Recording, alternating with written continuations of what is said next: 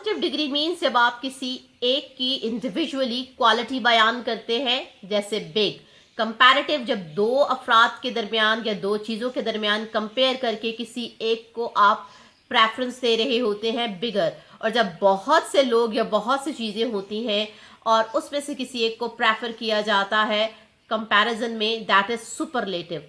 तो big, bigger and biggest, ये 3 degrees of comparison है, positive, comparative and superlative. So let's see the first blank. आप अपनी book खोल लें, पेज नंबर 49 पे। माई हाउस इज बिग आपको दिया गया, फिर ब्लैंक है देन अदर्स। तो my house is bigger than yours, यानी योर्स आपके घर के मुकाबले में मेरा घर बड़ा है।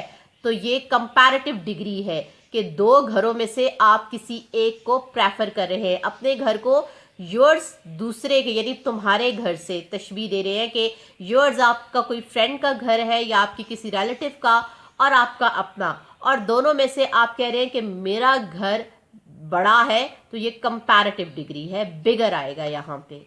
नेक्स्ट है this flower is dash than that one. यहाँ पे भी दो चीज़ों के दरमियान कंपैरिजन है। एक फ्लावर को दूसरे फ्लावर से ज़्यादा ब्यूटीफुल कहा जा रहा है, सो मोर ब्यूटीफुल, कंपैरेटिव डिग्री यहाँ पे इस्तेमाल होगी। This flower is more beautiful then that one.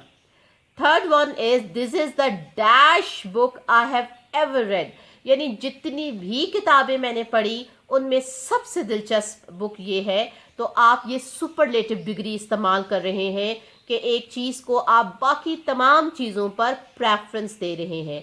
So most interesting यहाँ पे आएगा। फोर्थ है non smokers usually live long than smokers. Non smokers यानी जो सिगरेट नहीं पीते, यूजुअली लिव, वो आम तौर पर रहते हैं, अब लॉन्ग है देन स्मोकर्स बनस्बत उनके जो कि स्मोकिंग करते हैं। तो यहाँ पे लॉन्गर आएगा आपका, क्योंकि कंपैरेटिव डिग्री है कि आप डिस्क्राइब कर रहे हो नॉन स्मोकर्स को, और स्मोकर्स में आपने डिफ्रेंशिएशन करनी है और आपने बताना है कि which one live for a long time. तो यहाँ पे आप लॉन्गर, यानी non smokers usually live longer than smokers. Next है, जैसे ऊपर आपने बिगर कहा तो यहाँ पे लॉन्गर।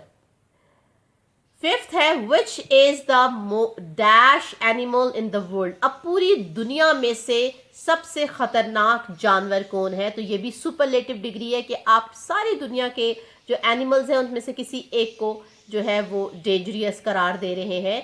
तो मोस्ट डेंजरस। नेक्स्ट है a holiday by the sea is dash than a holiday in the mountains.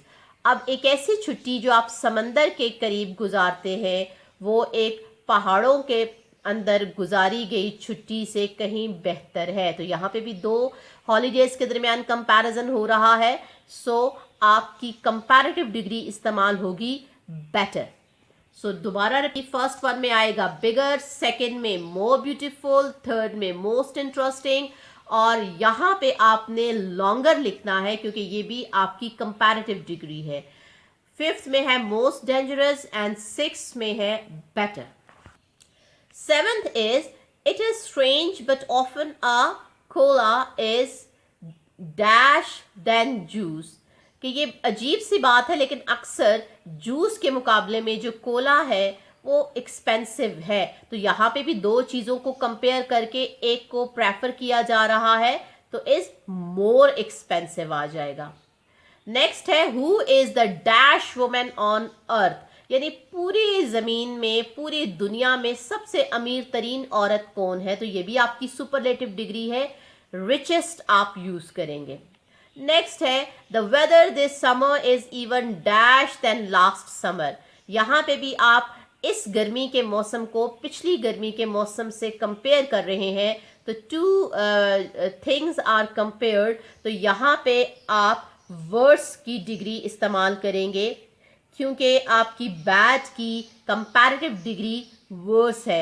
मैंने आपको पहले भी बताया कि आपकी जो एडजेक्टिव्स है कंपैरेटिव बनाने में कुछ एडजेक्टिव के साथ ER लगता है, कुछ के साथ मोर इस्तेमाल होता है, और कुछ सुपरलेटिव डिग्री बनाने के लिए EST या द मोस्ट। लेकिन कुछ ऐसे एडजेक्टिव्स हैं जिनके वॉवल्स में चेंज आता है, जैसे बैड और उसकी कंपैरेटिव डिग्री है वर्स और सुपरलेटिव डिग्री वर्स्ट। सो कुछ ऐसे एडजेक्टिव्स हैं जिनके वॉवल्स में चेंज आती है, तो यहाँ पे बैड की कंपैरेटिव डिग्री वर्स इस्तेमाल होगी। He was the dash thief of all। अब all सुपरलेटिव डिग्री यानी तमाम जितने भी थीव्स हैं उनमें से किसी एक को सबसे चालाक तरीन कहा गया, तो यहाँ पे आपने क्लेवरेस्ट यूज करनी है एडजेक्टिव।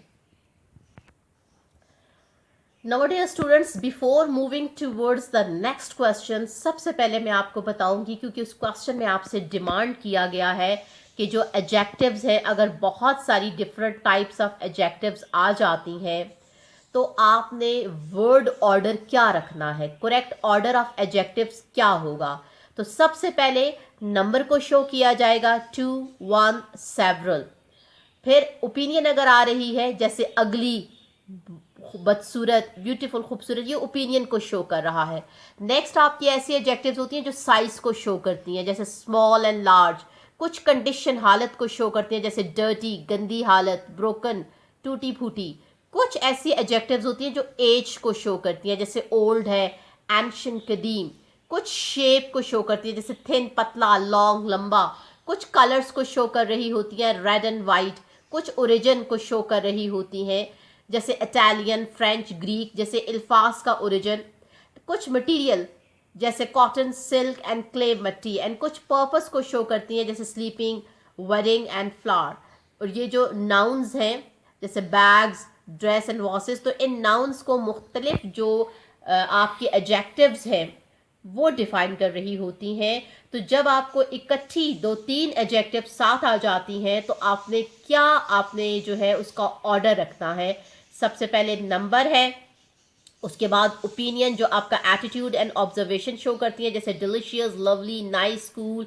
फिर साइज आ जाएगा। नेक्स्ट कंडीशन, जैसे clean, wet, rich, hungry, age, old, young, new, antique, पुराना। देन शेप, जैसे राउंड है, स्क्वायर है, लॉन्ग है, फैट है। Colour, green, blue, reddish, purple. Origin, what is, where is it from, कि ये चीज़ कहाँ से है। कोई वर्ड जैसे है अमेरिकन है, ब्रिटिश है, इंडियन है, टर्किश है। मटेरियल, किस चीज़ से बनी हुई है वो चीज़, जैसे गोल्ड है, वुडन है, प्लास्टिक है। नेक्स्ट है पर्पस, गार्डनिंग, शॉपिंग, राइडिंग। तो अब before adjectives plus noun we normally have a determiner भी हमारे पास होते हैं। डिटर्मिनर जो किसी चीज़ को बयान करते हैं, जैसे a, an, the, my, your, her, for, this, those, some. An example, a wonderful large round Spanish marble table। अब table is a noun और इस टेबल को मुख्तलिफ अंदाज में एक्सप्लेन किया गया, जैसे a wonderful, ठीक है। उसके बाद large, उसके साइज को शो किया गया है।